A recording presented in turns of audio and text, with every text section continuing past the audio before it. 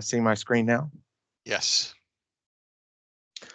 Okay. So my conversation today was around Copilot, and just a quick show of hands. How many have looked at some sort of AI or Copilot, just so I can get a little bit of sense of the audience skill level? You can do your hands in chat. I got 3, 5, 6, 8, 10. Okay. So a variety of you already have gotten your feet wet a little bit with either Copilot or some sort of AI model. And so what I wanted to do is I wanted to kind of share a little bit more, build upon some stuff that I spoke about in the past. But I guess to get started, what I really wanted to do was to just lead into AI. Now, if you're trying to figure out where AI might be helpful for your city, local government organization, whatever, you can just go out there and Google or check AI and ask its opinion on things. If you ask Google's Gemini, here's some things that it throws out there. But one of my favorite books is actually Simon Sinek, and so he talks about starting with why, trying to ask yourself questions on what you're after, what your goal is before you get started. It's kind of similar to the old begin with the end in mind. It's important to understand what you're after before you get started. And so I threw some questions up here, just thinking out loud. These would be things that I would be asking myself if you're a civic leader and trying to understanding, where does AI fit for you? And I think it's important to ask questions. Everybody has questions out there. This presentation is kind of building off of my first presentation on AI, which was AI is like your drinking buddy. He's gotten some skilling up because now he's now like a coworker, at least in my mind. And I think that if you heard my first presentation, you heard me talk a little bit about some of the concerns about it. Scientists came out with a letter, kind of comparing AI to the atom bomb and actually warning us that AI could lead to human extinction. A whole bunch of countries, 28 countries came together and made the Bletchley Declaration, basically saying, hey, we're going to sign this pact to make sure that we protect against catastrophic risk. Playing off of that, Biden sent executive order, kind of promising safe, secure, and trustworthy development and use of AI, trying to make sure that there's a government effort. And even NIST has put stuff out there, kind of their own AI risk framework. And right now, even in the state of Texas, there's an AI advisory council via House bill that's put together, trying to make sure that we've got our arms around it as a state. Actually, our own representative Giovanni Capriglione out of House District 98, yay Keller. But he's part of that council, and if you know him, he also worked on the privacy policy that the state of Texas came out with. So I think that even with all these concerns, all these risks, what we're hearing, what we're seeing, what the feedback is that cities have jumped on to whatever local government use cases they're after. Whether they're looking at just trying to improve public service, maybe they're looking for help in policy regulation, maybe they're trying to build, practical applications. They're out there trying to, listen to what the constituents are after, or what their own organization needs. They're trying to learn from things and just experimenting. It all starts a little bit with experimenting, but in a safe way. Now, why are we where we are with AI? I'm not going to dig too much into this, but we're kind of in a unique moment in history. For the first time ever, we have a combination of the raw processing power, and organizations have a large amount of digital information that's available to them, not just publicly, but even on their own networks. If you've been under if you've been under or embracing Office 365 for the past 5-ish years or so, you're starting to see more and more of your information move into that cloud, whether it's your email content in the beginning, whether you're using Teams and there's chats and documents and so forth in Teams, or whether you've actually moved all your data into SharePoint and off of file shares. All that stuff is out there and has intelligence, has knowledge, has information and history and insight that you can benefit from, and that AI has access to if you've configured it. There's all kinds of metrics out there about all the all the benefits, all the reasons why you should do it. All the good things that are out there. I included this slide just so you'd have access to it, but I'm not going to dig into it. But the real reason there that I wanted to show you this is Microsoft has done some reports, some case studies, and they estimate that 64% of employees don't have enough time or energy to do their job. And I know all of you are pretty much leaders. Does that resonate with you? Do you feel like you just don't have enough time, or there's so many things that you're doing that you just don't have the energy to keep up with everything?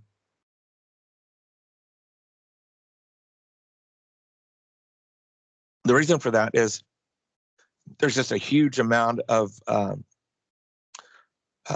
guess, digital debt. You were spending something like 60% of our times just communicating, just coordinating, keeping everyone in line, reaching out to our clients, constituents, third parties that we interact with. And basically,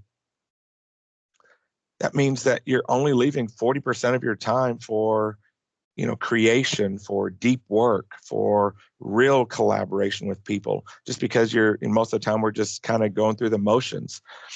There's a phraseology that I love, the tyranny of the immediate. We're so busy just trying to get through our email in the morning sometimes that it's like midday before, if you've been in your position, have the same email address for a while, you're just in your position of trying to get through email some days. And then after you get through with your email, you're like, oh, crap, I still have to go through Teams and catch up on all of my messages. So it can seem overwhelming at times. It's kind of an eye chart. I'm not going to go through it either. I covered it a little bit more in depth in my first presentation. But the thing I wanted to show you is that, out of AI, the safety issues, one of the great things about Copilot's implementation over ChatGPT and some of the others is that trust boundary. Within Office 365, you've got policies and procedures, permissions, all kinds of things already in there. If you've got information protection, you can configure other things, sensitivity labels and DLP and other things to even secure your data more. But the great thing about it is it's all within that 365 trust boundary, which means that things that you're putting up there stay within your tenant. Microsoft doesn't have access to it. That trust boundary is basically saying that, hey, anything that I've got that's my information, that's going to be part of my semantic index and only available to me. Anything in our tenant, all the public information, that's in our public semantic index, and that's only going to be for us. So Microsoft doesn't have it. It's not going to leak out into the large language model. It's not going to become shared intellectual property that's out there. And to me, that's the real power of Copilot over some of the other AI implementations out there, is that it acts as a guardrail and only your information has access to those things. So I'm going to just finish out a couple little bullet points. And what I wanted to try to do today, this is the first time I've ever done this with Copilot, but I'm actually going to try and incorporate kind of some live demo of Copilot so you can kind of see how it works a little bit. I've configured our tenant, and I configured myself as a user just to kind of show you a little bit about how it works. Just But the a whole quick goal, reminder for everyone, if you wanted to jump into chat and ask any questions we're going to keep you muted during the presentation, but we're definitely going to be active in chat while Steve's having his presentation and later on when David's having his.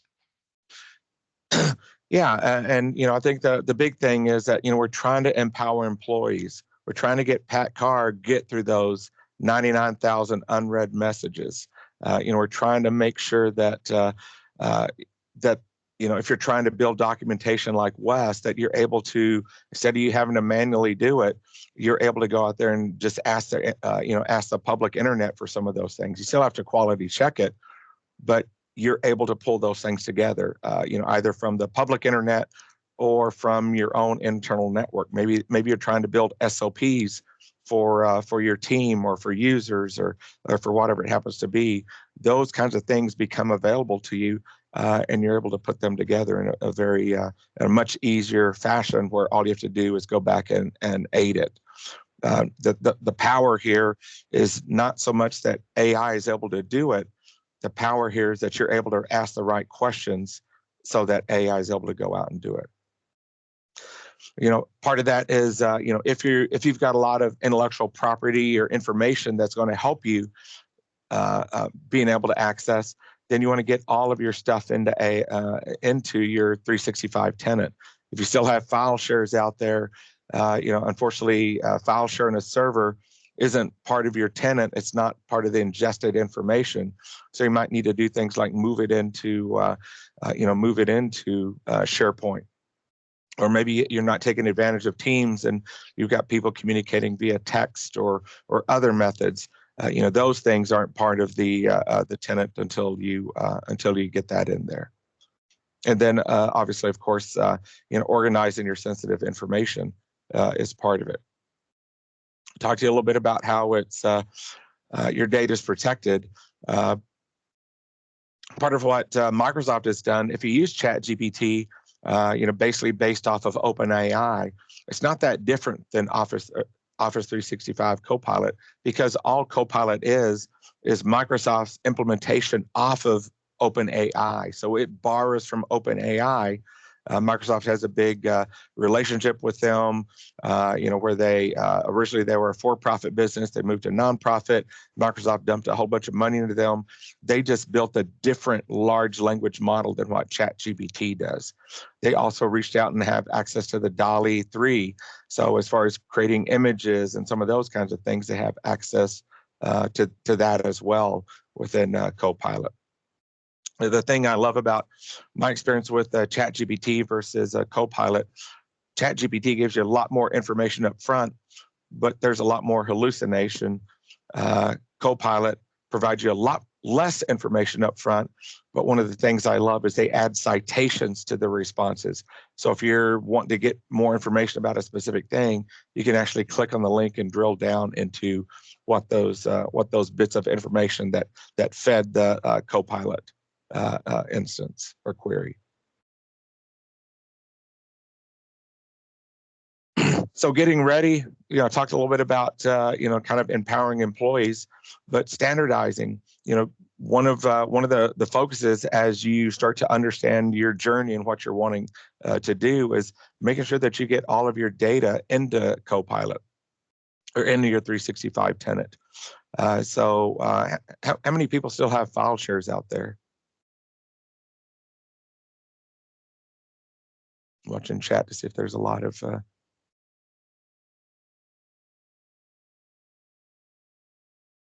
yeah, there's nothing wrong with it. File shares have been great. I've been in technology a long time, and it's an important part of who we are. Being able to share information out on the network where everybody has access to it. But that next level is getting it into Office 365, into SharePoint. So it's shared. The permissions are a little bit different. If you have remote workers, those shares travel with you. So on the road, wherever you're at, you've got access to that information. It's been a big part of our internal evolution is getting all that information up into Office 365 so that everybody has it. Everybody's able to take advantage of it, and now so that AI can query it.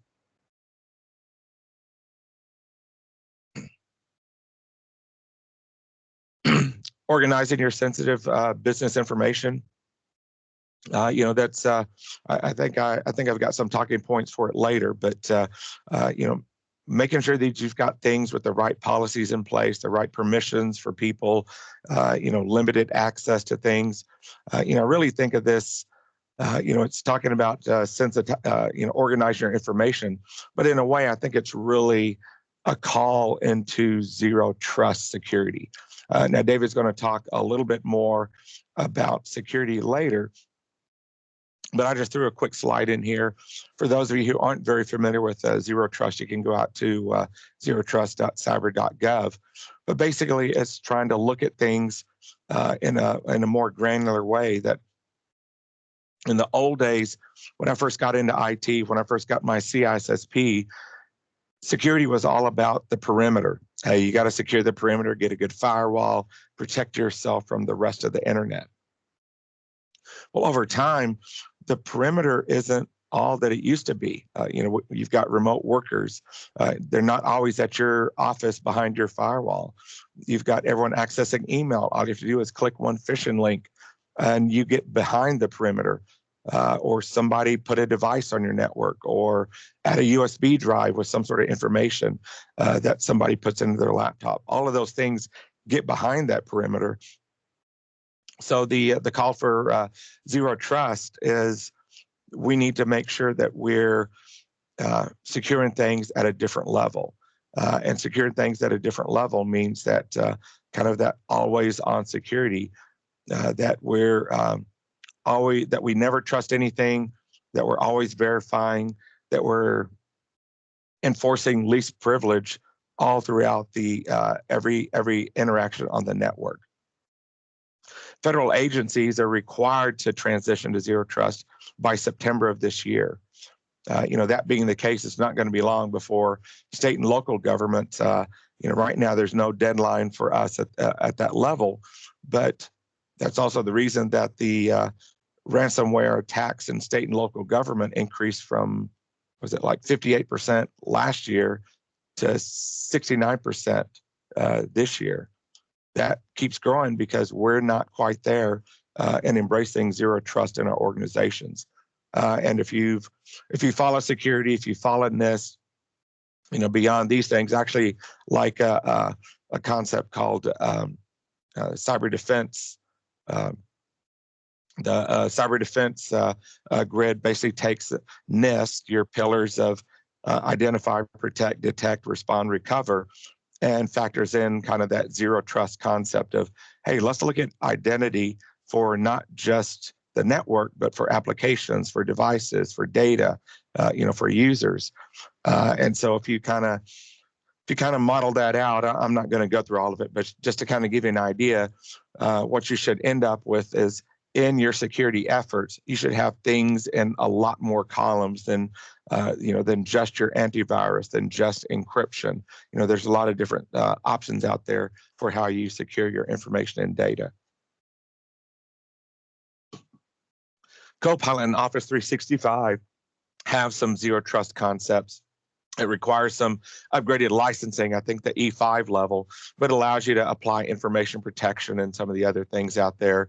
That's beyond the purview of this conversation, but I at least wanted to make you aware that that it was out there and kind of how it all kind of fits together, and that allows you to go out there and utilize Copilot to take your organization's existing Microsoft 365 security and add some compliance policies and privacy policies, things that help you isolate your data logically, like we used to do on the network. On the network, we used to compartmentalize networks. We'd separate things into zones and other things. Well, now you can do that logically, or driven by software as opposed to physical devices on your network. So now getting a little bit more into Copilot, Microsoft has this bad habit. Things like Microsoft Defender. They took one solution, then they started naming 8, 9, multiple products Defender just to make sure we were thoroughly confused. And they've done the same thing with Copilot. When we talk about Copilot, there's actually a lot to Copilot. There's the Copilot for the web, and that's basically how we do research or search, the chat part of Copilot. There's Copilot within the Office 365 tools. You've got Word, Outlook, all your Office suite. They've got Copilot type functionality with them that's different. They've got a beta version of Windows Copilot that's out there. You have to have certain versions of Windows installed, certain hot fixes, then you have to go and enable it. But you're able to go out and do some research on your actual PC and the files. And they're continually innovating all of these things, so there's changes all the time. If you've got things you want to do with your operations, there's a Copilot for sales, there's a Copilot for service, that are dynamics-based tools that are out there designed to help you get more insight into whatever it is you're trying to. If you're trying to improve your sales operation, if you're trying to improve your service operation, there's dynamics copilots out there specifically for that. There's a security copilot. If you do software development, there's a GitHub copilot. But there's a lot of different things out there that are considered copilot, which is basically saying that AI is part of the system. So let's move on to Copilot for Outlook. So Copilot for Outlook, the good thing about it is I don't know, can you hear my screen? I can see it. I can't hear it. Okay, hold on. I think I need to change my. Actually, you know what? I'll just skip past it. I'll just do a little bit of demo of Copilot for you guys to see. So the challenge with Copilot, I'm actually going to go into my email box. So if you see anything in there that's secret, it's not my fault. But here's the Outlook for Copilot, or the new Outlook that has Copilot as part of it. So the great thing about it is that if you're in there, you can see all the things. One of the things that you may not be able to see. Let me see. I'm going to pull up the old Office or old Outlook. Pull it over here. One of the things that the new version of Outlook does is, if you have Outlook, it just puts everything in order. What the new version of Outlook tries to do is it tries to prioritize what it thinks are your most important emails to the top. So if you've got 99,000 emails in your mailbox, what it's going to always try to do is try and put the things that it puts more important at the top, so you can see those things first. So I like the new Outlook for that capability. When I come into it, when I start my day, I come into the new Outlook, go through email there because of how it tries to prioritize things for me. What I don't like about the new Outlook is that it doesn't automatically update. It's like the web version, or it's like a web version of Outlook. So after the start of the day, and I've gone through on my initial batch of email, then I come into regular Outlook, and it's updating all day long as I go through things. So from a workflow point of view, I'm able to come in and get things going, get things kicked off, hit my priorities first, and then I switch over to regular Outlook. Now, if you use the web-based version of Outlook, they actually just added Copilot into it. So you're able to go into, let's see, where's Edge?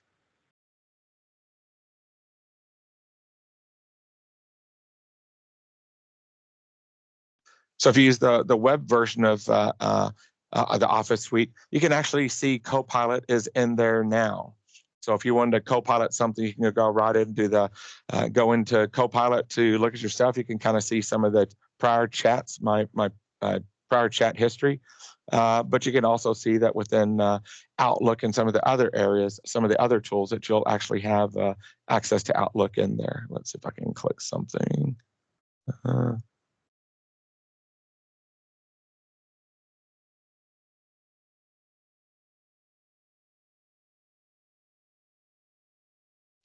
not seeing it there. But what I wanted to show you was some capabilities within Outlook.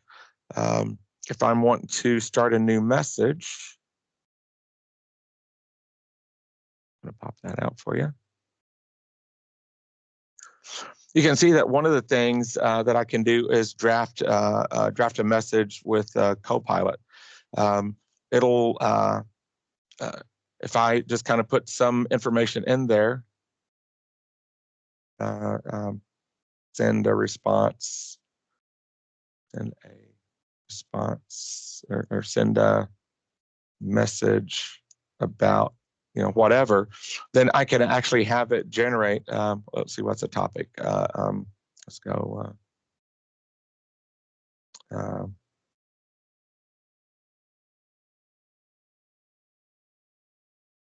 It would actually go out, and if there was stuff that it knew about from looking at your email, it would go in and start trying to create a draft out there. I don't have anything around,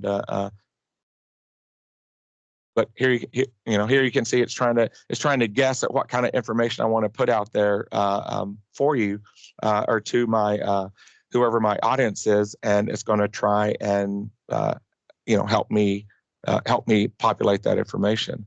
If I had a message, let's see if there's something here that I wanted to respond to. Click this, and let me try and reply. If I want to draft a reply to it, you can see that it's going to start trying to coordinate whatever kind of message that I want to put in there. So I've got some options there. Hey, I can confirm my availability. I can decline this request, or I can kind of create something different. Like more information on pricing, or what are the options? What kinds of things could I change? But Copilot gives me that ability, and it tries to feed me ideas for a response. Let's see what else I've got in here. One of the things I love, I don't know if I get CC'd right at the end of a long thread of information. So let's take a look at this. So one of the things I can do is if I've got a long thread of information like this, where I don't know what's been going on, I can just ask Copilot to give me a summary of what's going on. And it's going to look through this entire thread of information. And it's going to tell me basically, hey, DJ received an email about this. He asked this question. He found this setting, confirmed it was on. Fernando did this. And then DJ wanted to check and make sure that this wasn't disconnected. But do you see how that could be really helpful if you're away from your desk all day long, and all of a sudden, you're trying to come on, sorry. You've been away from your desk all day long trying to catch up on stuff, and it's able to summarize that entire thread for you and help you out. The good thing about it is when it summarizes that entire thread, it also does those same can do those same footnotes or citations to let you know that, hey, here's the source content. I can go to it and do other things. Now, I'm not a big fan of it typing emails for me, and there's reasons for that. But when you first get started with it and it starts typing messages, it tries to guess how you speak based on your other messages. So depending on how the messages are, it may be very accurate. It may be very inaccurate. When I type messages, I do it vastly different ways, so it doesn't quite know how to read me. If I used it more often, it would eventually learn more and get better. AI is a learning capability, so it's always going to try and get better at what you do. But I'm just not a big fan yet of the way it does things. You can also type a message and ask it to coach you, and it'll go in there and try and give you feedback on some of those messages. I have found that helpful because I've typed messages in a rush. And do you ever type a message and it makes complete sense to you, and then the reader reads it and goes, oh, wait, what did I do? I didn't mean to sound like I'm a total jerk. I just meant to give you feedback on this particular thing. Copilot really helps with those kinds of things. So if you're interacting with clients, if you're reaching to an audience, if you're talking with someone you don't normally speak with a lot, who doesn't know you as well, I find that using coaching is a lot more helpful there. Now, there's also Copilot in Word. Copilot really helps you with, kind of that same creative process. This is one technology that I don't use it in Word very often. It's able to go through and, kind of help massage all the kinds of things. It's able to go through and change things like completely rewrite the data, because it puts that little thing over to the left side to kind of help you do the rewrite. You can come and take information and choose to put it in the table for you. So it allows you to really quickly come up with different information in different ways for whoever your audience is. Now I'm going to come into Word here and try and do some stuff. Let's see, where's my Word at? A new session of Word here.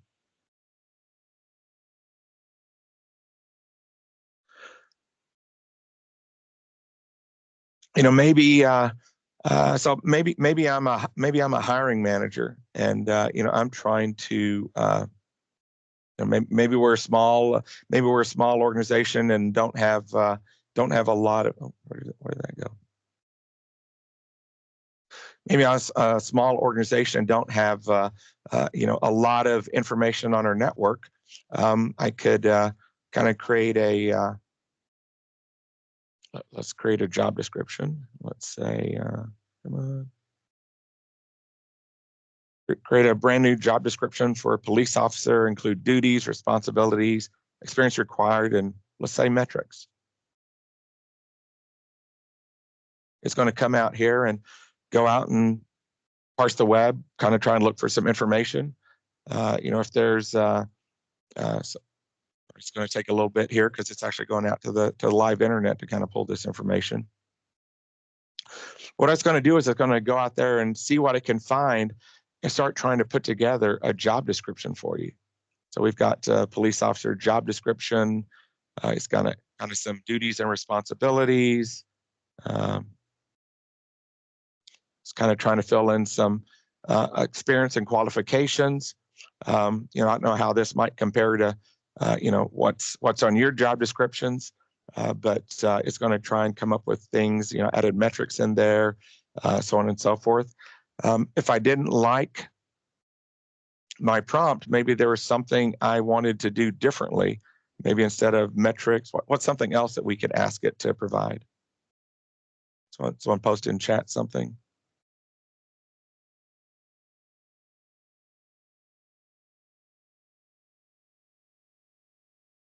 Certifications. There you go. Let's try and add certifications.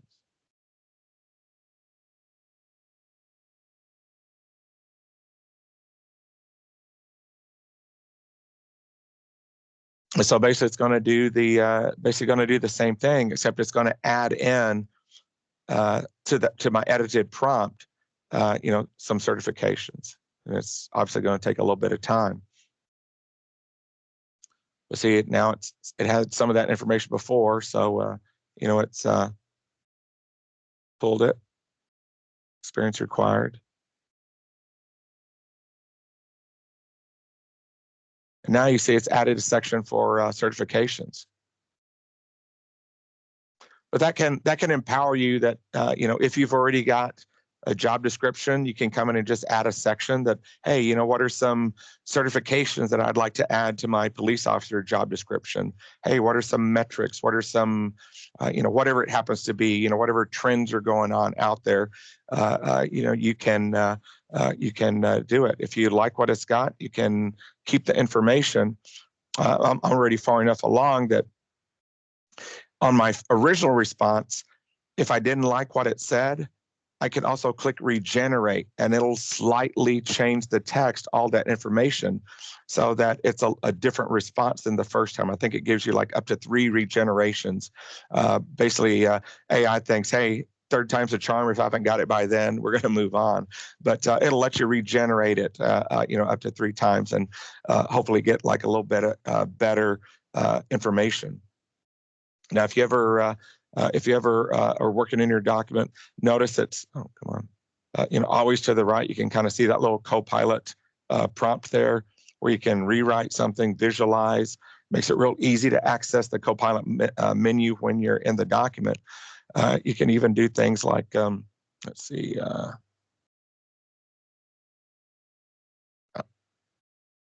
So it's only that selection. Let's see here.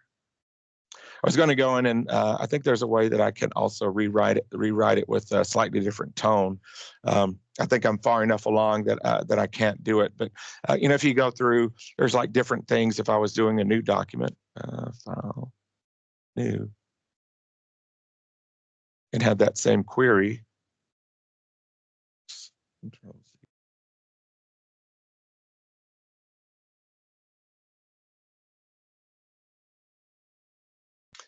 I could also ask it to, pull other information. See, I've got the option to reference a particular file. I can include a specific file in there that I'd already put together. Maybe there's just somebody wrote a memo about things that we need to do to improve the police officer hiring process. I could actually reference that document in there, or I could come up with other ways of doing this job description. We live here in the city of Keller, and so I kind of created one that says, draft me a job description for the city of Keller, Texas, with details from past postings, but include more details on current public safety concerns. And so it's going to go out there and grab some of those bits of information, but it's also going to try and look at the city of Keller website and see what kinds of information that they may have had on their site specifically. So for your city, if you've got things already posted out there, it might post them or go and grab it from the public internet on other people and so forth. You can use so that's the kind of the start of the hiring process. You could also pull up some. I'm sorry. Go ahead. Oh. You could pull up something for a candidate and basically pull up a resume, if you're on the candidate side of the process, and say, hey, based on candidate whoever's resume, provide a summary of his skills, experience, and qualifications. So if you're trying to read through 50 resumes, you can just put each one of those through the same query, and it can kind of give you some of those kinds of things. Maybe even rank it on experience, give preference to certifications, whatever it is that you happen to do in your hiring process. You could, maybe you've already vetted your resumes and it's time to interview. You could create a set of interview questions for the position of police officer based on this job description. Ask about previous experience, goals, questions about personal interests, whatever it is that you want to do. Maybe you're ready to conduct an interview. What would be your query could be, what would be some good follow-up questions based on what we already discussed? And are there any questions that I've not already asked? Maybe you could answer that if you're doing a Teams interview. So there's a lot of things that AI can empower you to do. It's just understanding what those kinds of questions are. I saw Wes saying that he was helping him out with some of his documentation.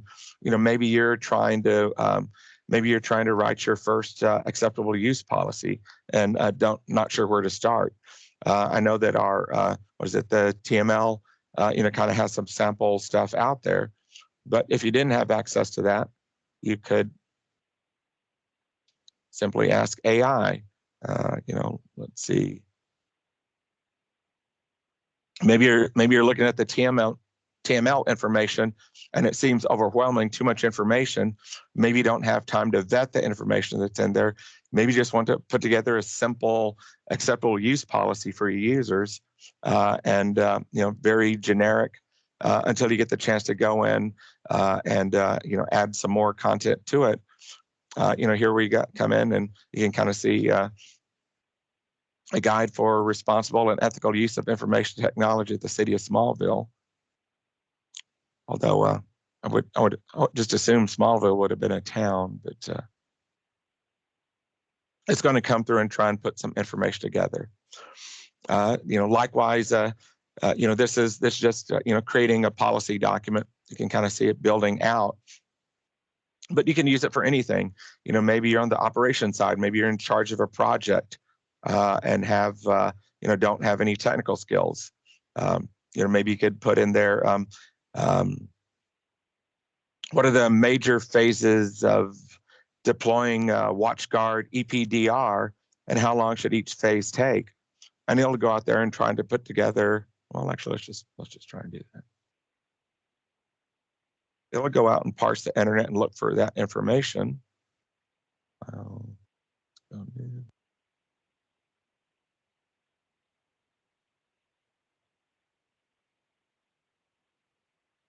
And try and generate that kind of content for you. Maybe you're working on SOPs. You could take information that you've already gathered, reference those files, and you could create SOPs for that new system that you happen to implement and roll out. We'll just give it a second here to see what it generates for implementing WatchGuard. So it's explaining, what EDR is first. It's telling you how to prepare for it. It's telling you some of the tasks. Surely you've got software projects, RMS or something else that you're deploying out there. We can come in and, kind of put together kind of some information for your users, for your organization. A lot of times these vendors will have these large deployment documents, or they might have 10, 15 documents associated with doing the deployment. You could put together what are some of the troubleshooting things I need to be aware of for WatchGuard, EPDR, or whatever it happens to be. The point being is that if you're trying to gather a whole bunch of information, it can help you do it much easier and simpler without requiring a lot of work to you. So that 20, 30 hours that you might spend doing those kinds of things, all of a sudden get, I'm going to keep it and throw it away. Go back to you doing other kinds of work that you actually want to be doing. Oops, get rid of these. Any questions on some of those kinds of things? I'm going to move on. Sorry, I got way too much there. Excel, Excel has a lot of great things in it as well. I think the best thing is that if you're trying to analyze data, you can do things like say, hey, give me 3 key trends, and it's going to go out there and it's going to try and pull that information for you. You can ask it about the trends, and it's going to create a new sheet, and you can kind of model things out, put things together.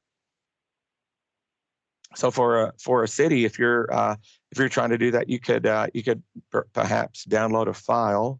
Like let's see what I can get here. So I went out and I'm just going to grab a file off the internet. Let's see here. Oops. Get Copilot or Edge open.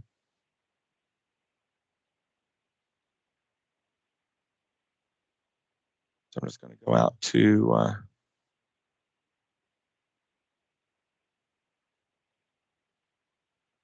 right here. I'm looking at Keller, Texas. I'm just going to download a file that's like 2015 information.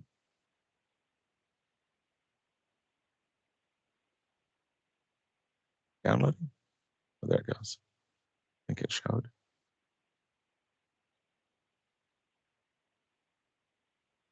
So I'm going to grab this file, and I'm going to work Copilot magic on it.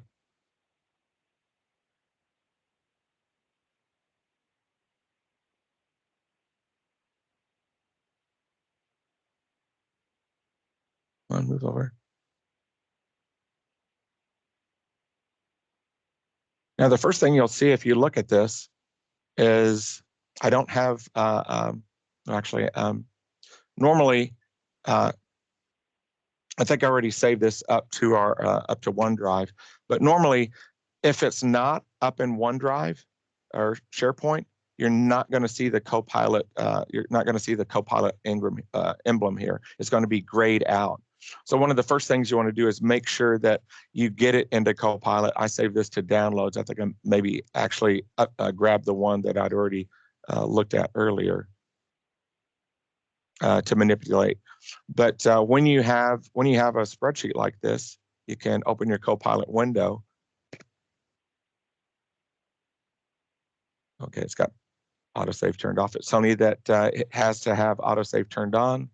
So which means I got to move it up to OneDrive. So it's uploading it now. And those are the two things. It's got to be up in OneDrive, and you have to have autosave turned on. Now, normally, one of the things I would need to do is I'd need to come in here and tell it to convert. And what we'll do when I click convert, let's see. Actually, let me see if it still lets me do that.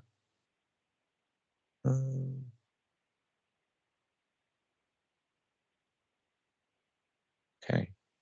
It's having fun stuff since I think I did it earlier.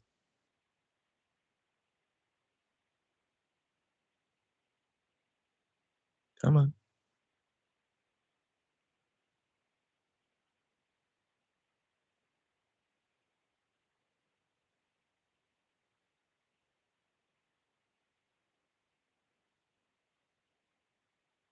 Okay, so select insert.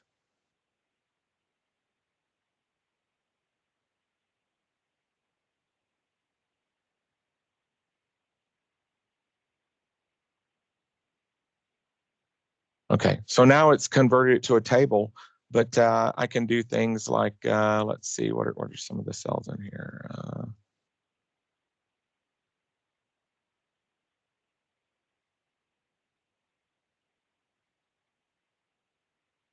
If this is the right one. Yeah.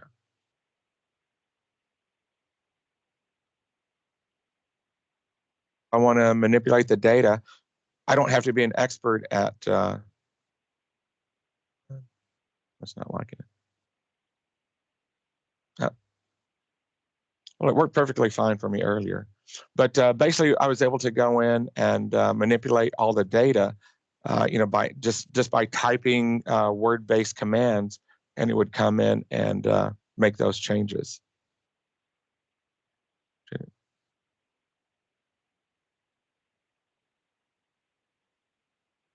And that's not working. Just a heads up, we're about 5 minutes to the halfway mark. Okay. But anyways, I could do things like, say, highlight the emission factors. It would come find that row and it would highlight it whatever color, like if I said to yellow. If I told it to sort emission factors from largest to smallest, it would do it for me. But basically, instead of me having to be an expert at things, it could do those things for me and me not have to know how to do it in Excel. I could tell it bold red the top 10% emission factors of CH4. I could even do things like click insights to generate an observation about the information. Now, after I went through and made those changes, I could come in here and look at conditional formatting and manage rules. And whatever rules I told it to do, I would see those in here because that's all it was doing is it was basically coming in here and making those changes to conditional formatting for me. I could add calculation columns, add pivot tables, or talk it through calculations that I didn't know what it was, but it would go through and explain. Or I could explain it, and then it would go through and implement those particular types of things.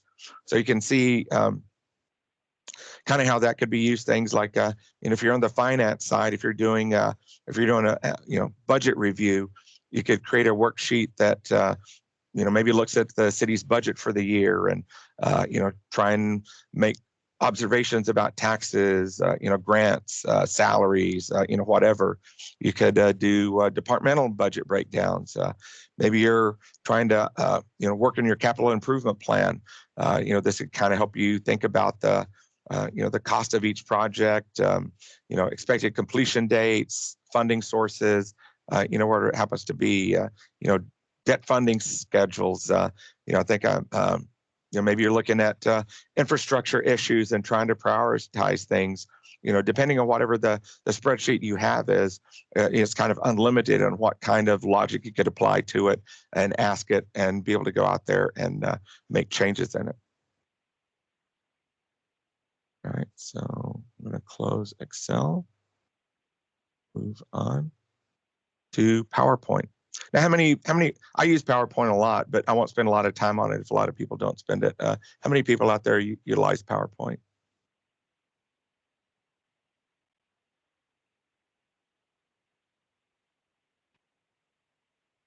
Okay.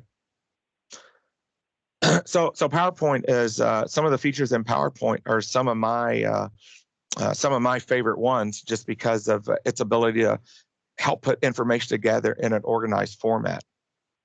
Maybe you had something.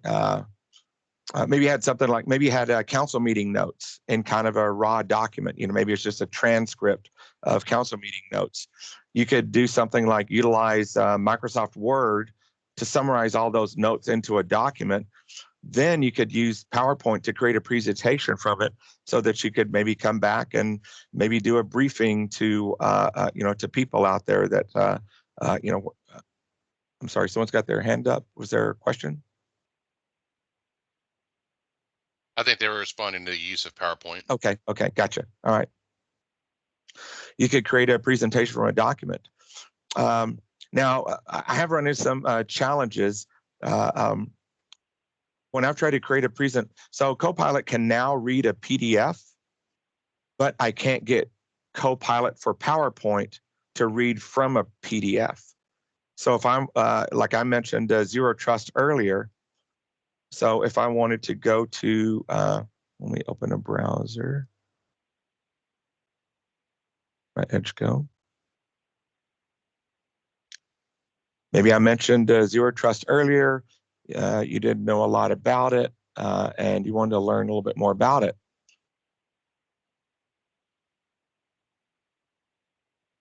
We could go out there and see the document on Zero Trust, and obviously, since we're on a website, I haven't talked about it yet, but one of the great things about if you're using the Edge browser is Edge allows you to bring Copilot up right as a pane in the browser. I could actually generate a summary of this document and learn what I wanted to learn about Zero Trust. But let's say that I had to present on it, then I could actually come down to, here to the Copilot for PowerPoint. Where'd you go, PowerPoint? I'm going to create a blank. But if I took that document and converted it to a Word document, I could say, where is it at? Copilot. All right, Copilot. Create a presentation from a file. It's going to ask me what file I downloaded. I converted that Zero Trust file to a document. Come on. Oh, I lost my mouse. There we go. So it's going to say create a presentation from a file. It's going to take that long document that we had, and it's actually going to go through and take this and turn this into a presentation. So maybe you get like a long report from one of your vendors on, back on the infrastructure topic. Maybe you've got a whole bunch of aging infrastructure. You're trying to put together, a presentation on the report that you got from whoever did the report. Maybe you've got a declining downtown area, and somebody put together a report talking about, kind of some community efforts to, revitalize your downtown area or whatever it happened to be. You can actually import that report into PowerPoint, and it'll start drafting a presentation for you. And you can kind of see here it's already starting to prepare the outline, trying to come up with what those most important parts are. It's starting to draft the actual presentation, and you're going to see it start to take it and populate it right into PowerPoint, so you don't have to do any of the creation from the beginning. If you've got things like a template for your organization, you can have it, kind of put things together for your organization based off of your template, and it'll kind of gather some of those informations. But you see how it's kind of building out that entire outline first? And you can kind of see some of the most important parts of Zero Trust that I was talking about earlier. The 5 pillars in Zero Trust: identity, devices, networks, apps, and workloads, and data. We'll just go ahead and let that spew for a little bit. The other thing AI can do is once this spews up, you can have it do mass changes for you. So maybe whatever presentation it comes up with you don't like. I think when I generated it the other day, this came up with like all black headers for things. I wanted to make mass changes, so I just told it update all headers in the presentation to be blue. So it went through PowerPoint, found all the headers, and made all those changes to be blue. Maybe I wanted to, maybe it came up with this slide, but I wanted to be mindful that, hey, this is our city, this is our town. I want to reflect us. I maybe wanted to add something to the cover page, like a specific image that I wanted in there. I could, let's see. I don't quite that. You can see how this presentation's already fleshed out here. But basically, all this information came from that document that we were just looking at. Isn't it a lot easier than you guys doing it? Maybe I wanted to add some more flavor to it. I'm going to say add an image of managers, IT people, and end users discussing trust security concepts at a whiteboard. Now, this is going to tap into DALL-E 3 capabilities. The thing I found about DALL-E 3 is it's not always as exact as I would like it, but it's going to go out there and try and gather an image for you. And pretty much all AI I found being more specific helps. For AI images, it almost seems like generic seems a little bit better. Now, is there any city out there that's got core values on their website?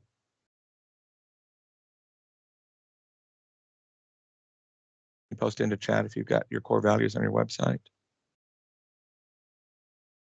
Anyone? All right. Well, let's say I'm with the. This is my report for the city of Keller. I'm just going to post in here. Add a slide after slide 1 with the city of Keller, Texas core values. It's going to go out and look at the internet, look for that information, and add a slide in after slide 1 for me, or at least hopefully.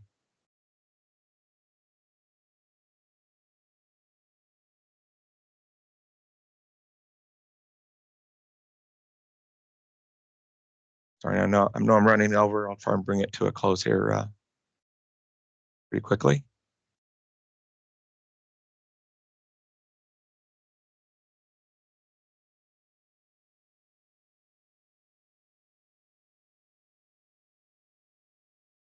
So you see there, it went out to the internet, found the core values for the city of Keller, and popped it right into the slide.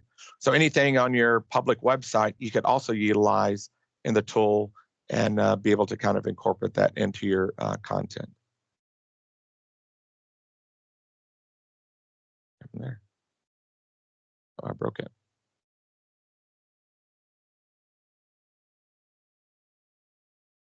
Or somehow I stopped my presentation. Let me start it back up again.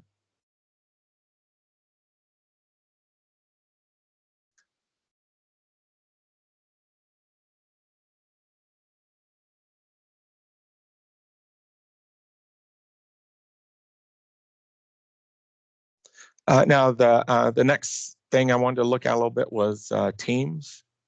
Let's see what I can do. Actually, let me just. Now, there's actually two parts of AI in Teams, and this also prefers the needs the full version or the newest version of Teams. But I could actually go through and apply some stuff in here, some Copilot specifically to chat, where it's only going to look at a specific chat. Actually, that's probably better with a different chat than there. Let's see if I've got something.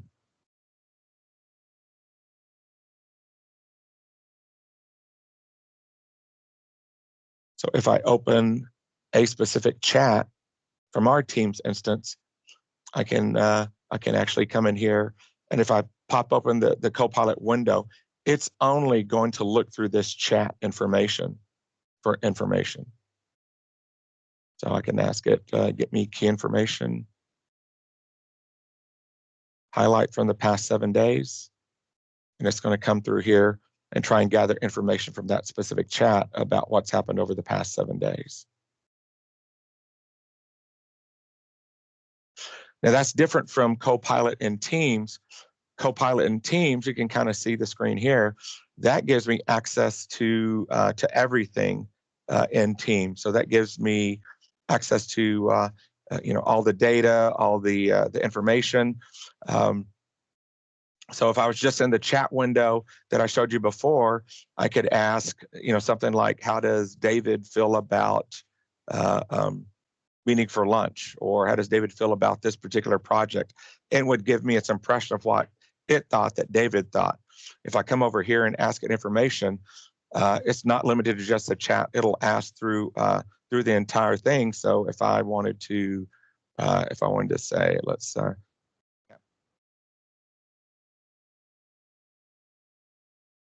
it's going to look at all the chats that happened for our meeting today, and it's going to start trying to recap what it thinks has gone on so far in the meeting. I'm just trying to generate.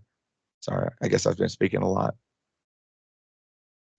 I could also do other things, like if I'm in the middle of a meeting, I can say suggest follow-up questions, and it'll pop me back feedback based on the transcription.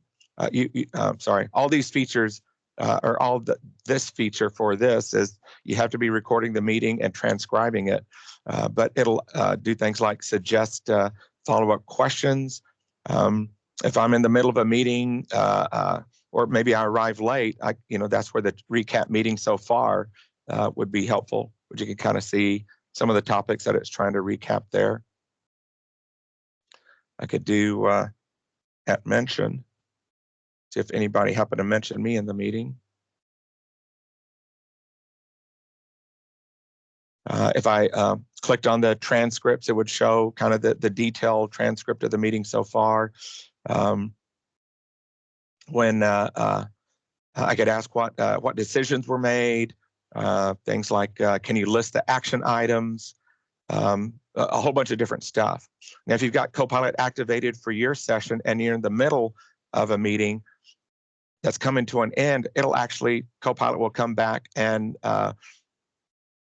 start asking you questions like, hey, here's things that are important to close up. Here's some follow-up items, here's action items. So Copilot for Teams will try and help you throughout the entire discussion come up with all those different things that you might want to do or come away with. Very, very helpful if you use Teams a lot in your organization or as part of your environment.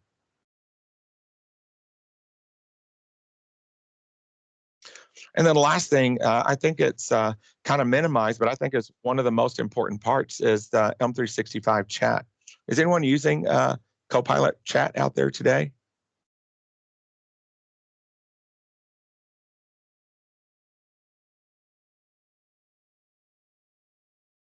Copilot chat is friggin' awesome. I actually stopped using Google because I found Copilot chat is so much better. And it's always better, obviously it's the Microsoft stack, so everything's better than Microsoft stack. But basically the ability to go out and do searches. You can kind of see that I'm logged in here. You can actually access Copilot Chat just by going to copilot.microsoft.com, and you'll get the free version. If you've licensed it for your organization, then you get the more protected version. And by more protected, see how, I'm going to close this here, actually close that. You can kind of see how chat's here, and I can do searches, whatever I want. If I want to add it to my smartphone, which I did, you can add it to your smartphone. I love Copilot Chat on my smartphone, my Android, because I'm able to dictate things to it, and it comes back with detailed responses, and it kind of saves it all. But notice what's different. What's different if I log in as my 365 user into Copilot Chat? One of the big things that you'll see if I'm logged in as my user is now I have this work and web function. All right, I guess it logged out. But what it does is with that web function, it protects your information to make sure that, yes, I'm searching on the web, but none of my stuff is going to go out to the web. If I'm using the work function, it's going to search my Office 365 tenant to be able to answer questions or field things. If I'm using the web, some of the things that I love about Copilot versus ChatGPT is that it gives me the ability to be more precise or to be more creative. I can take my chat and do certain things. Maybe a new law came out, and I'm trying to figure out what are the implications for my city. I can come in here and just ask it, hey, what are the top 5 concerns for small cities trying to comply with House Bill 2127? And it's going to go out and try and gather that information. But because I chose more precise, it's going to be more specific in what it says about that particular stuff. All right, it's taking a little bit longer.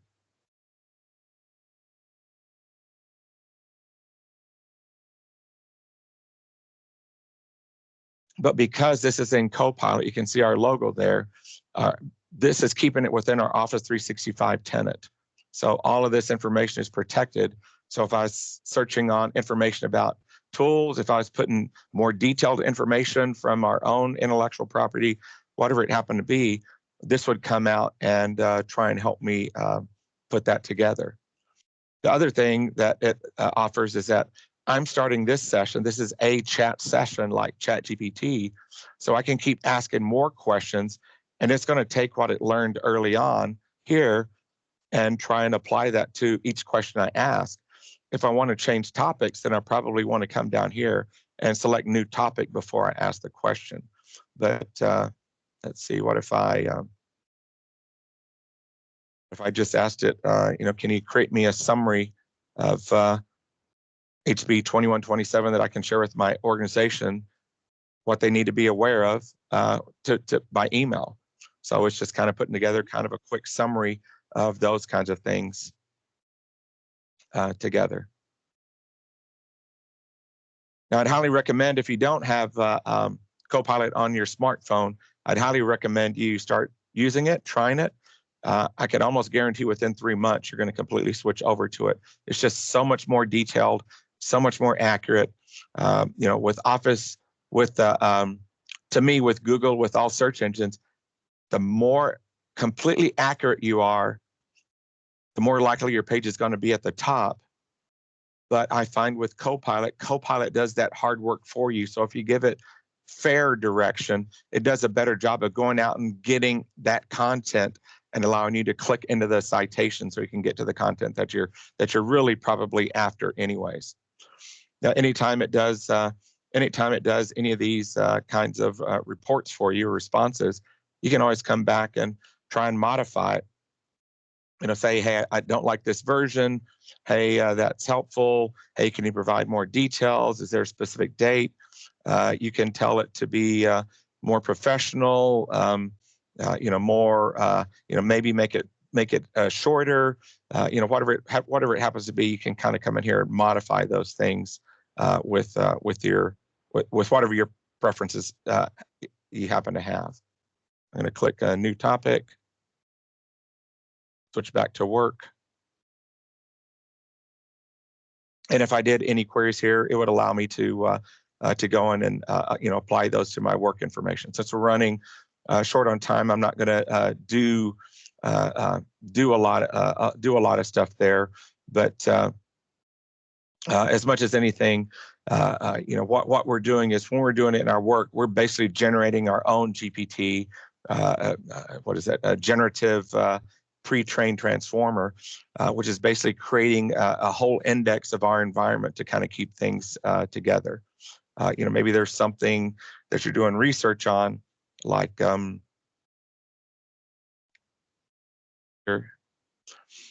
like reading the CISA reports, and you're concerned about securing your water systems.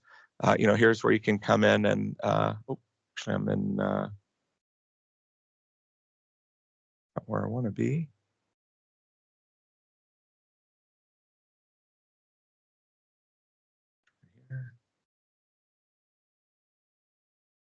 So if I was going out to the internet looking at information like this policy document from CISA, I could actually come here and just ask me, hey, I know this big, huge report came out, but can you help me understand what important things are on there? Once it generated the summary, you could also ask it specific questions about that, hey, after it generates the summary, what are the top 2 things that I need to worry about? What's the how do I mitigate cyber threats against our wastewater systems? It can go through and ask me other stuff in there.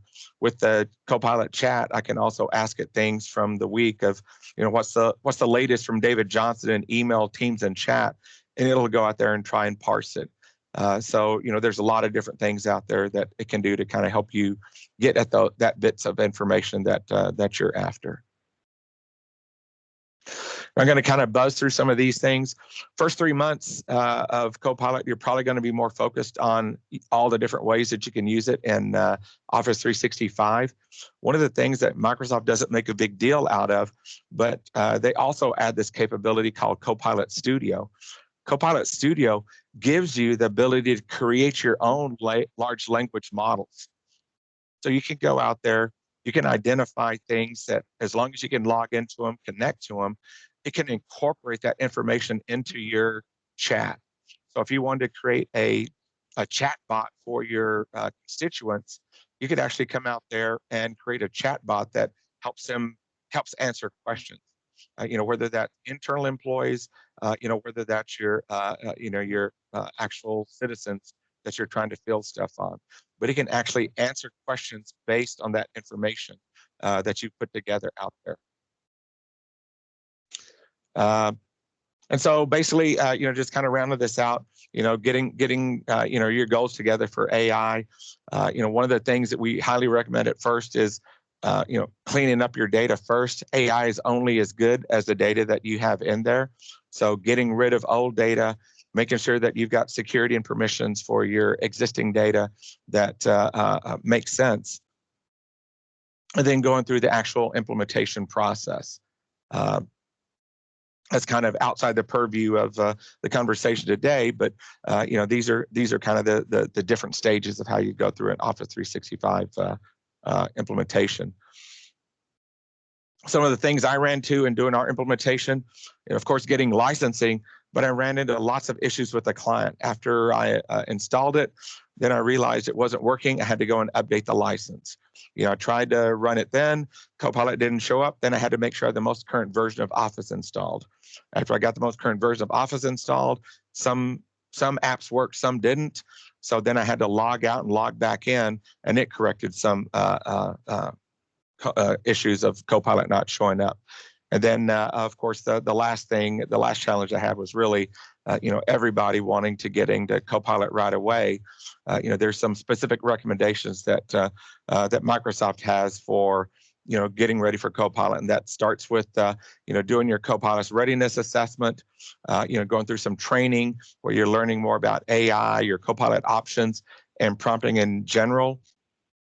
I didn't hit it very hard, but there's actually an area called Copilot Labs. If you search for Copilot Labs, there's actually a website dedicated to just helping you through prompts in the different applications. So it'll help you through that. I did put together like a little document that I'll share with you. That's basically a document that you can look at, and it basically gives you kind of the top 10 areas or the top 10 prompts that you can look at in some of the different apps to get at using prompts in your data. Taking advantage of your data, that's really getting everything up into Office 365 tenant so you have access to it, securing it. Out of our Copilot's readiness assessment, we give you feedback on some different areas that you can lock it down manually. Of course, you can also implement DLP using information protection, but that's going to require a higher license model. This is an in-between step. And before you go out there and do it, make sure that you're securing your data before you implement fully. Now, this was part of my presentation, but Microsoft is always releasing updates, and so this isn't the most current thing out there. Microsoft just released a functionality where you can restrict SharePoint search to disable organization-wide search. So I used to say, secure all your data before you implement. Now, I would say that if you're in a rush to get the Office 365 capabilities without being able to access your data, turn off SharePoint and get that stuff today. Set up your pilot group, figure out who your champions are, go through kind of the implementation plan, and you can actually get started a lot sooner as you go through and go about the process of securing and cleaning up your data. Because if you're like every other organization out there, it's probably going to be a 3 month to a year plus process to clean up all your data out there before your data is sanitized, clean, secured, all those kinds of things that you probably want. And that's kind of all that I had today. I know it was a lot to digest, but the presentation should help you through it. I've got a couple of handouts to provide you guys to help out with it, and we're always available to assist. I put my email there. If you have generic questions about Copilot, I'm always happy to answer what I can, what I know, or research. If you got more specific questions or want to build out a plan or want to get into more detail, then that's kind of where we'll engage the sales team and kind of talk a little bit more and scope out a readiness assessment or whatever else that is that you want to talk about.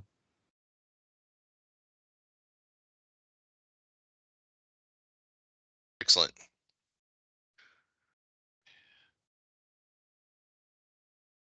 All right. Well, good afternoon, everybody. I'm David Johnson, Vice President of Sales and Marketing for the Fulcrum Group. Today, I'm going to chat with you a little bit about some cybersecurity best practices that we typically see in the local government space. So a little bit of our agenda, we're going to talk a little bit about who Fulcrum is. We're going to talk about your different data sets and other things that are at risk. I'm going to give you some top concerns for city leaders and also for IT managers. And then we're going to talk about some best practices. We're going to talk about left a boom and right a boom, kind of before and after cyber events. And then we're going to talk at the end just a little bit about CJIS best practices, and then we'll get to that Q&A. So just a little bit about Fulcrum. We're a managed IT provider. Steve and I are the owners of the business. We've been in business since 2002, and IT outsourcing is kind of our bread and butter. We do have a DIR contract, and you can kind of see some of the other solution offerings that we have here, especially around the managed cybersecurity space. And so, can we agree that nobody wants to be this guy? Put one into chat if you don't want to be this guy. That's the I can't remember his exact title, but he's with the Tarrant Appraisal District and having to have a press conference about the cyber incident that they had there. And I don't know if everybody remembers this, but this is actually their second major cyber event in less than 2 years. So I could roll out dozens of cybersecurity horror stories from the city of Dallas to dozens of other government agencies. But just remember, you don't want to be this guy. So now let's just talk a little bit about what's at risk. When it comes to local government agencies, cybersecurity risk has increased exponentially over the last few years. Cyber criminals know that they can operate nearly without impunity, and just the international laws just haven't caught up. So starting with data and applications, public safety has the most data, especially when you add in body cam footage. Typically also tends to be the most sensitive data. You've got courts and utilities. You've got all different other systems, city hall, town hall, that have data as well. So, but when the courts and utilities are down, then revenue collection can be halted. Becoming a victim of a cyber attack can also result in a loss of reputation for the city or town, or even a loss of the public's confidence in the local government agency's leadership, especially if things can't be recovered quickly. And that also puts jobs at risk as well. Another high area of risk is utilities and critical infrastructure. Imagine if water couldn't be delivered safely to residents because of a cyber attack. And of course, the cost of recovery continues to increase. Technology updates, legal fees, breach notification, recovering systems, cyber forensic investigations, and other costs can easily exceed hundreds of thousands of dollars just for a single breach.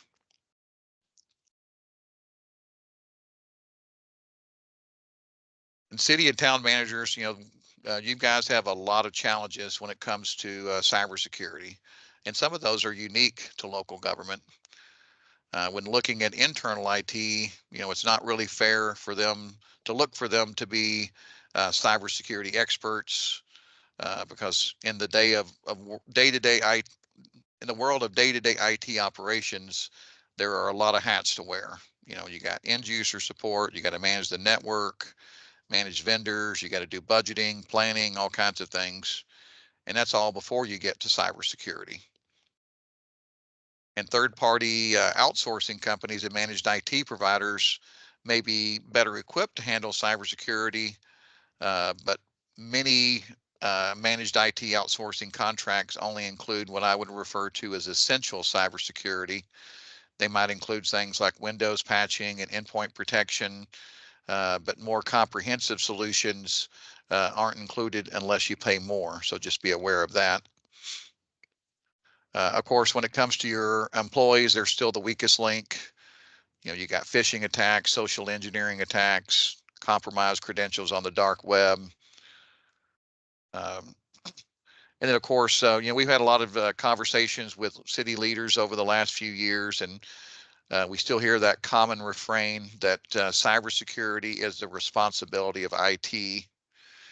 And this is really a dangerous mindset, as cybersecurity efforts have the most success when local government leads the charge. So we're starting to see a changing trend, primarily due to the increasing risk.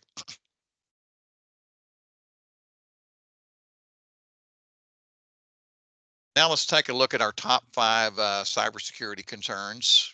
Unlike the past, cybercriminals are no longer satisfied with just encrypting your data via ransomware. They gain access to your data through one of these key three paths. Then they study your data, they'll exfiltrate your data, and then they'll use your data against you.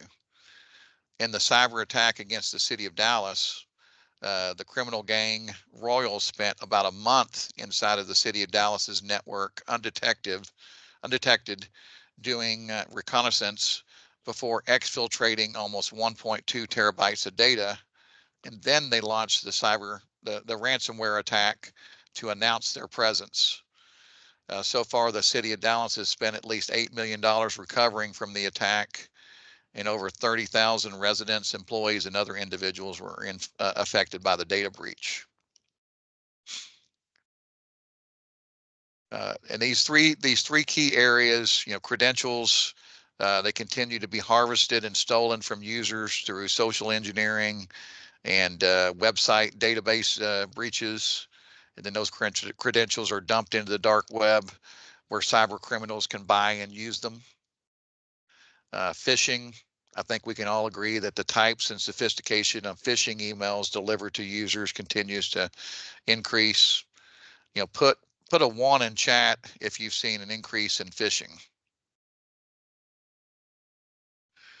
And then exploiting vulnerabilities. These are systems that are not fully patched, right? So you may have systems that maybe there's available patches, but they haven't been patched. There are also what are known as zero-day threats as well. So we have to worry about those things as well. And those and many of the most well-known attacks over the last few years use multiple methods of these three key paths to gain access and boost their ability to inflict maximum damage. Number 2 on the list, I'm sure some people would probably think this would be the number one concern. But if you can block the three paths to your data, you'll significantly reduce your ransomware risk. Until then, ransomware is still a major concern. This past year, multiple extortion strategy in ransomware grew, but also they started using more methods of extortion. So multiple extortion ransomware just basically means that in addition to encrypting your data, they'll also do things like exfiltrate your data and use that data against you, threaten to publish it. We've even seen it where the cyber criminals are calling customers or vendors of their victims and letting them know, hey, your vendor has had a cyber attack. They've even called the US government to report an organization that they hacked that hadn't self-reported. One of the most recent examples that we've heard that's very extreme is we've even heard examples of cyber criminals threatening physical harm of key business leaders if a ransom isn't paid. And of course, we also have to worry about nation state attackers, and some of them decide just to skip the ransomware altogether and just keep the remote access where they might learn more secrets that could lead to larger attacks down the road.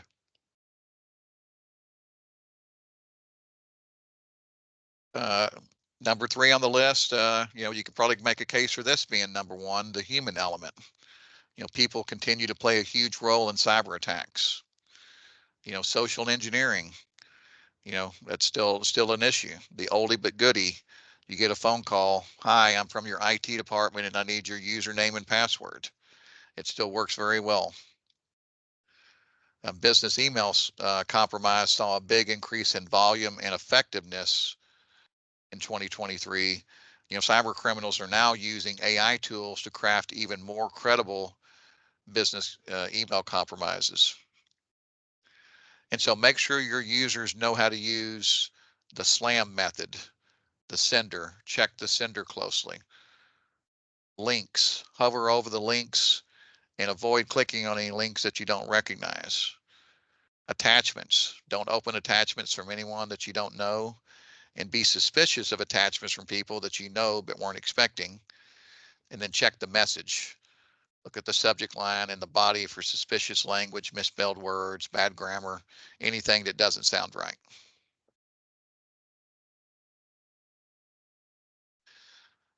Number 4 on this list should be near and dear to the heart of both city managers and IT managers.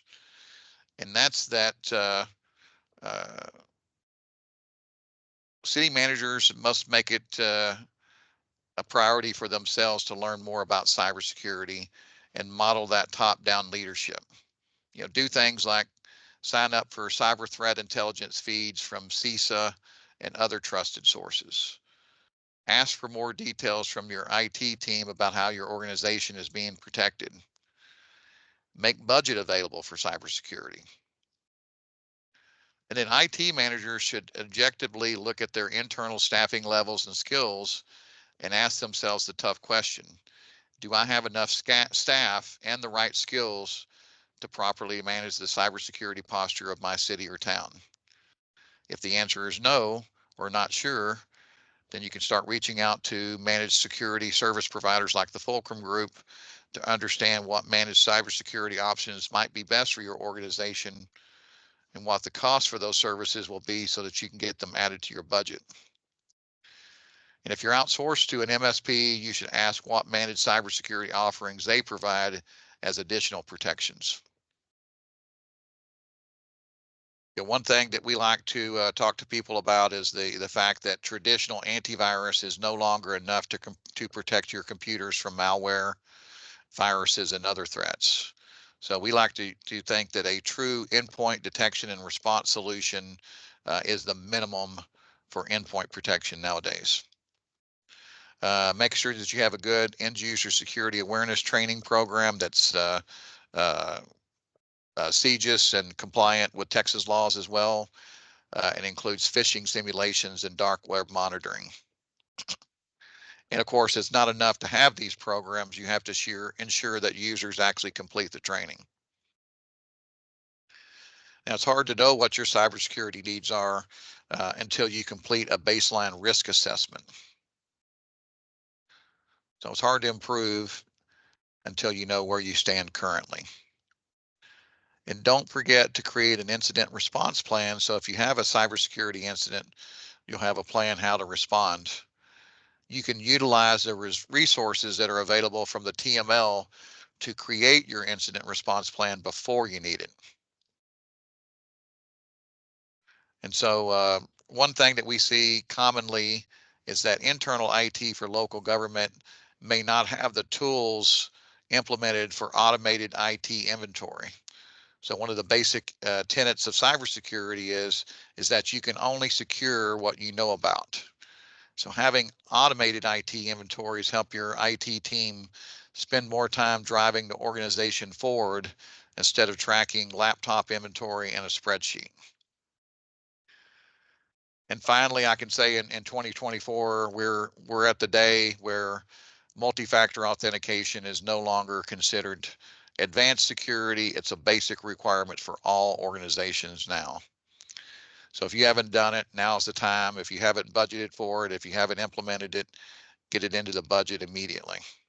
It's the single thing that you can do to improve your cybersecurity posture the most.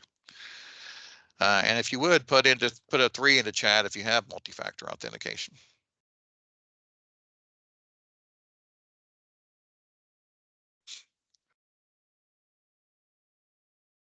Number 5 on our list is around Microsoft 365. So we're finding that most local government agencies have moved their email to the Microsoft 365 cloud. They're now using Teams for critical communications. They're moving file shares to the SharePoint cloud. And many government agencies would say that Microsoft 365 cloud is their most critical IT system. So when's the last time you did a cybersecurity review of your Microsoft 365 tenant or reviewed your licensing? Do you have monitoring in place for critical things such as forwarding rules or logins from outside your country? Are you backing up your Microsoft 365 data? A lot of people don't know this, but Microsoft doesn't back up your data. They make sure it's highly available, but they don't back it up. Put a 1 into chat if you have Microsoft 365 cloud backups through a third party.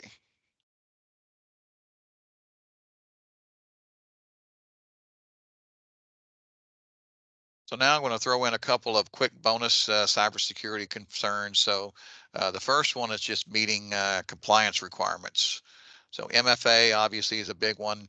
CGIS compliance continue to get more stringent. You need to know if your firewall is FIPS certified. Does your organization have a compliant email archiving system that allows you to easily fulfill and comply with open records requests? Put a 3 into chat if you have an email archiving solution.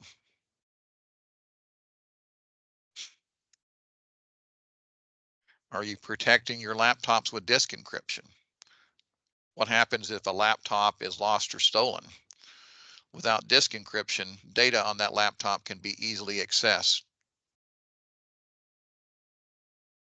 And how are you managing the growing inventory of your mobile devices, such as laptops, tablets, and smartphones? So having a mobile device management solution in place helps you manage those things securely.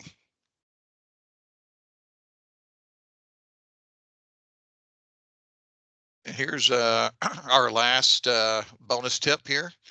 Not protecting all of your data is something that we see quite often.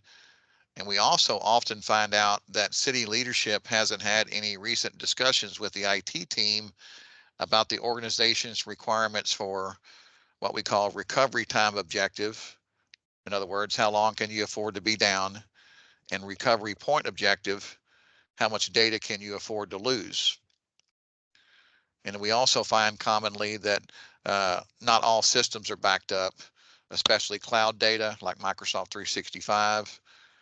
And we even occasionally run across government agencies that aren't sending a copy of their backups offsite at all, leaving them with no disaster recovery.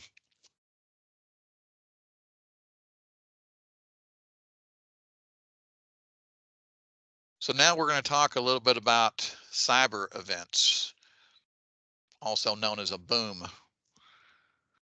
Left and right of boom is a military term that is especially relevant to the war on terror, but it's also relevant to the war on us through the cyber criminals.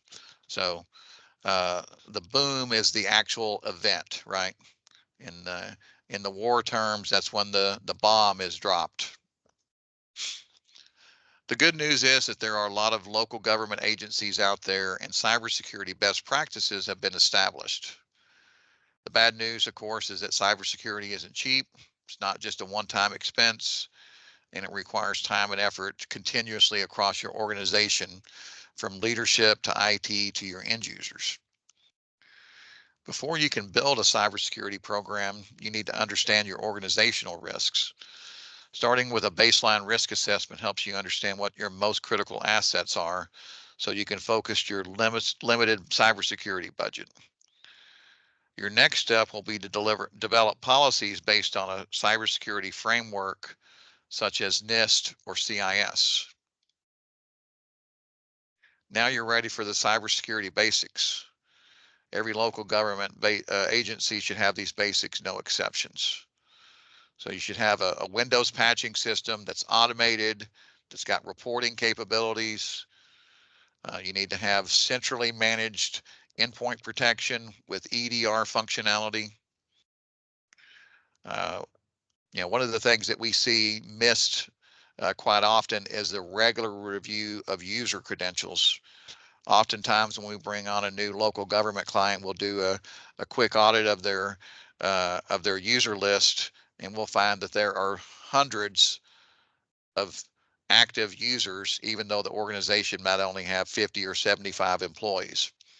So that means there might be 200 or 300 active users in their environment of employees that don't work there anymore. So that's a way for a cyber criminal to get in, and with nobody knowing that they have those access.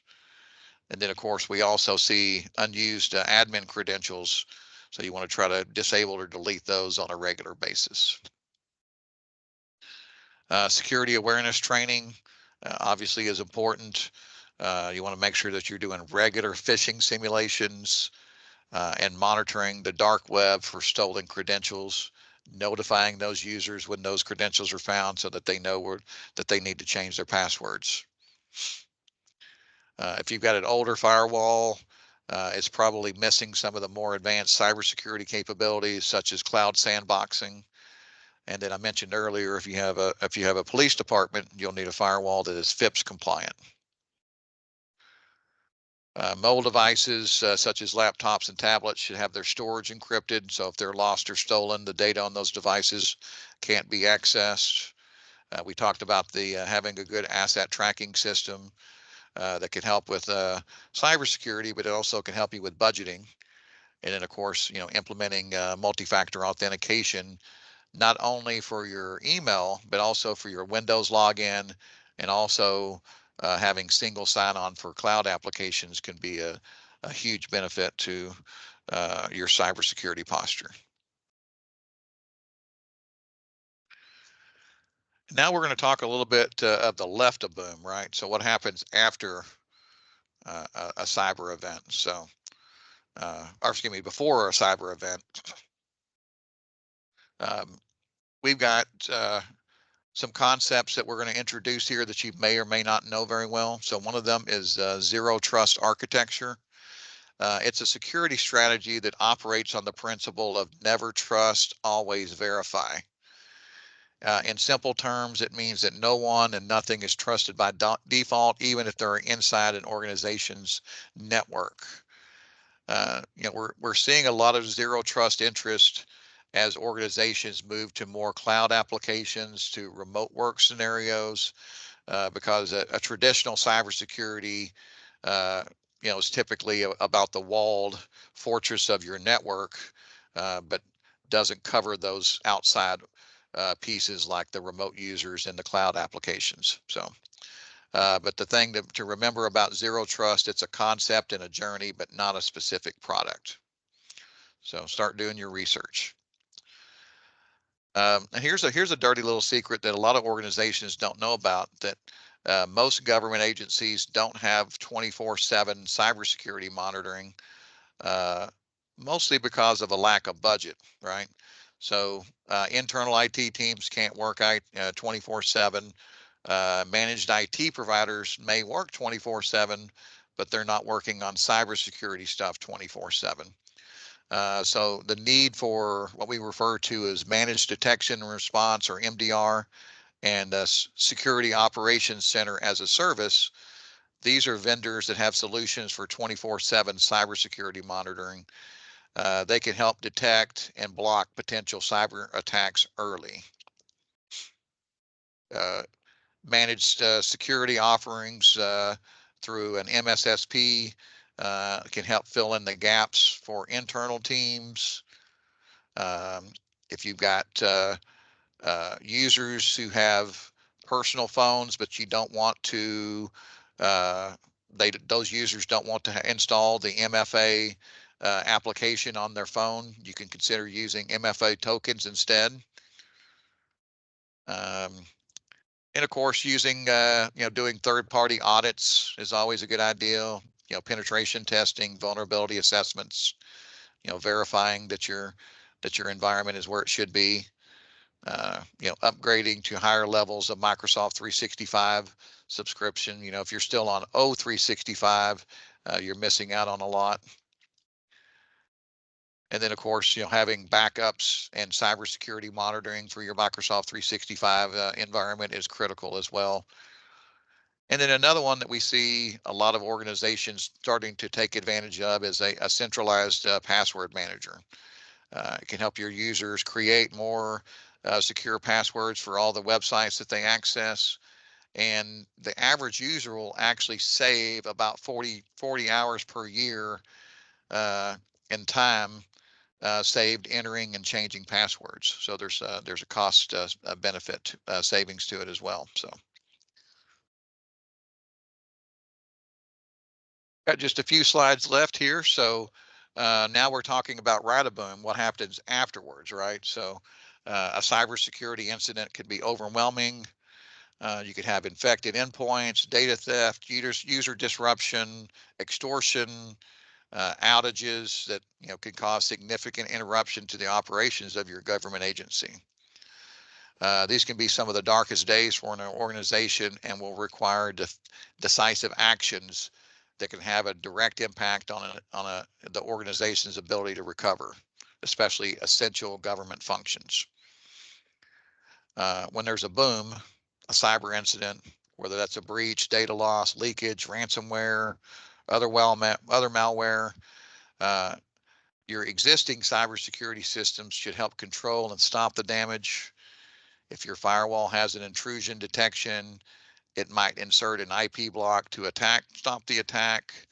Your endpoint protection might spread or limit the spread of malware, and other tools might help as well. But right a boom, after you become aware of the cyber event, the first thing you always want to do is isolate the infection. So you want to take infected PCs, laptops, servers offline. You may also need to disconnect your internet service to limit the amount of data that a cyber attacker might steal. And then next, don't panic and invoke your incident response plan. Even though the immediate thought is to fix and get systems up and running ASAP after a cyber incident, it's important to slow down and make sure you don't destroy valuable forensics data. So you must contain the incident and isolate the infected systems by removing them from the network. We typically suggest that you utilize the cybersecurity response experts, pardon me, that are available through the TML or through your cyber insurance. They'll help you eradicate any malware or ransomware and help you bring any systems back, resolve any issues before you bring them back online. And all of this information about these vendors and everything should be included in your incident response plan.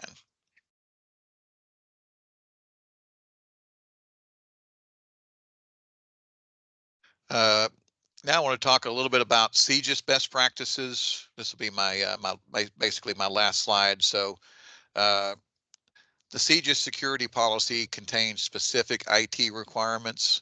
We're going to discuss some of the highlights for you here. The first step is really just knowing that CJIS security policy standards are the minimum required policies, and you should consider implementing across all of your organization, not just public safety or the police department. You want to make sure that you've got access control. Make sure that only the right level of people have access to the things that they need to have access to. Any third parties that have remote access, you want to make sure you've got an audit log in place for them, and they should be using multi-factor authentication to access the remote access. Make sure you've got password and screen lock policies that are CJIS compliant. And then might want to consider segmenting your network, putting public safety on its own separate network. You can implement MFA with physical tokens if you want to. Having all staff complete CJIS security awareness training on an annual basis is awesome and required. Third-party contractors, your IT providers, software vendors that access any systems that are public safety related should be background and fingerprint checked every year. So. And then, of course, you've got to make sure you've got your FIPS compliant firewall and your incident response plan. So I know we're running out of time, so we've got a special offer for attendees of today's event for a one-time penetration test. So if anybody is interested in that information, just let us know, but we'll put that together for you. And we put together some extra resources that we'll send over a recap of everything for you. And that's it. Jeremy, Awesome. back to you. Thank you, David. I didn't see anything specific to questions during your presentation. So definitely, if everyone wants to hang on after, we can definitely have a Q&A. But since we promised you an 11 to 1, we really appreciate everyone joining us today. And good luck out there. We're happy to have chats with you to talk to you further about it, and hope you guys have a wonderful rest of your Tuesday.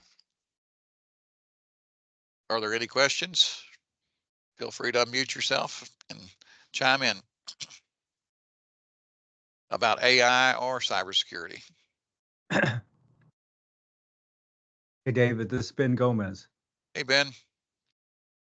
So AI related,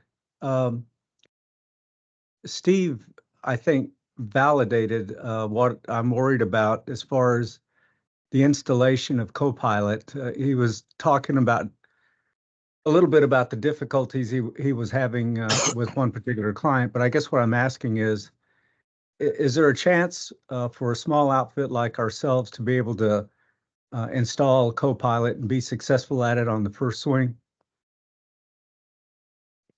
Yeah, I would say that depends on how you develop your deployment plan.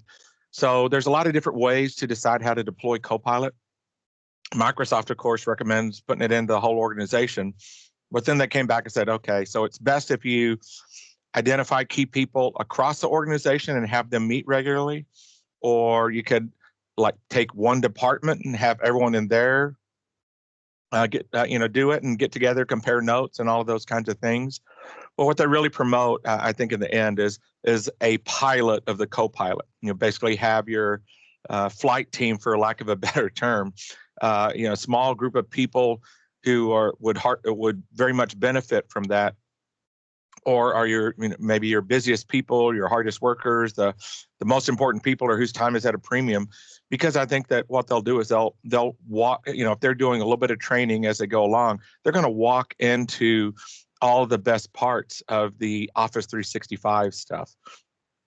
So if it were me and I was a small organization, I would probably target my heaviest Office 365 users. And there's a way to see some of that in Office 365. There's like an adoption report that's part of the admin interface that'll show you kind of who the heaviest users are. But that might give you a good start in your team. Maybe at least one or more executives who understand the value that it could be for the organization. And in the short term, you can, if you're all your data's in file shares, you don't have to worry about your files being part of that. And even if they are up in OneDrive, you can turn that off in the short term. It's a manual setting that you have to flick off, but you could start small and evolve into it. And honestly, that's what we've done. I started small, and I swear every day I'm like, holy crap, you can do that? Oh my goodness, you can do that. It's just like every time I turn around, there's something. My time is very valuable, but all it takes is 5 minutes a day, 10 minutes a day, and it's worth that. What is it? $30 a month. Paid for the full year. I've already recouped my value in the license that we've utilized, just because I've already utilized it so much. I use it. I probably use AI like an hour a day every single day now. Thanks, Steve. Sure. Thank you, Ben. Do we have any other questions?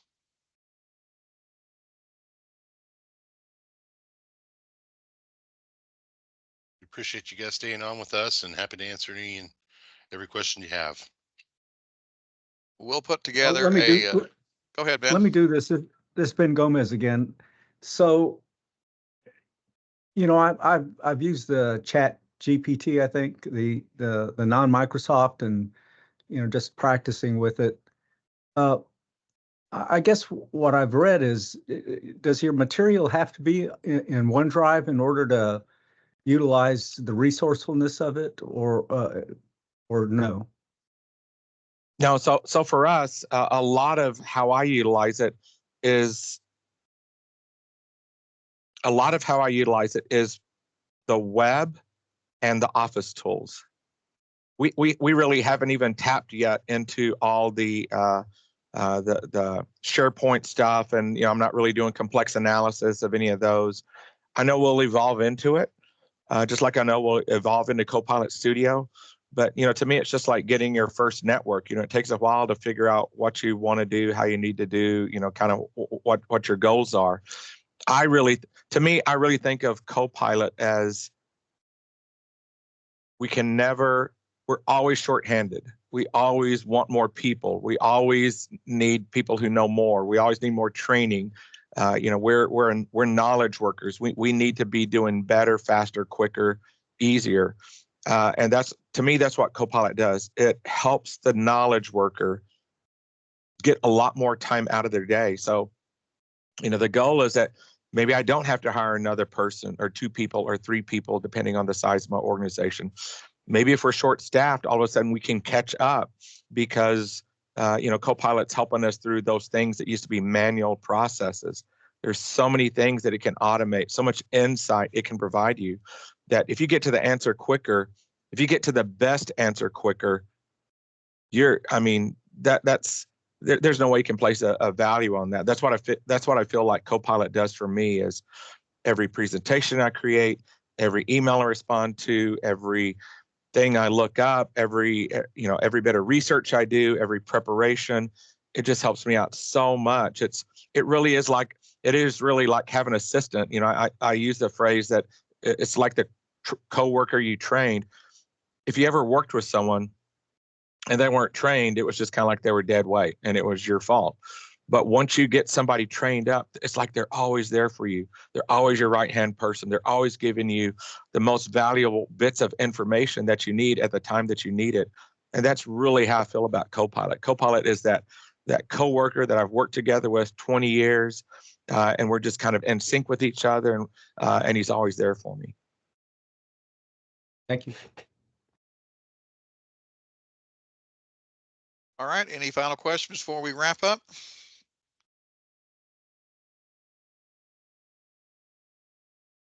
Well, thanks everybody for the time today. We will put together a recap of this. It'll include a full recording so you can share it with others on your team. We'll include copies of the presentation. We'll include a too long, don't read, just a recap for us executives who like things nutshelled. And we'll get that all out into you in an email before the end of the week. So thanks everybody and have a great rest of your day. Thanks everyone. Thanks everyone.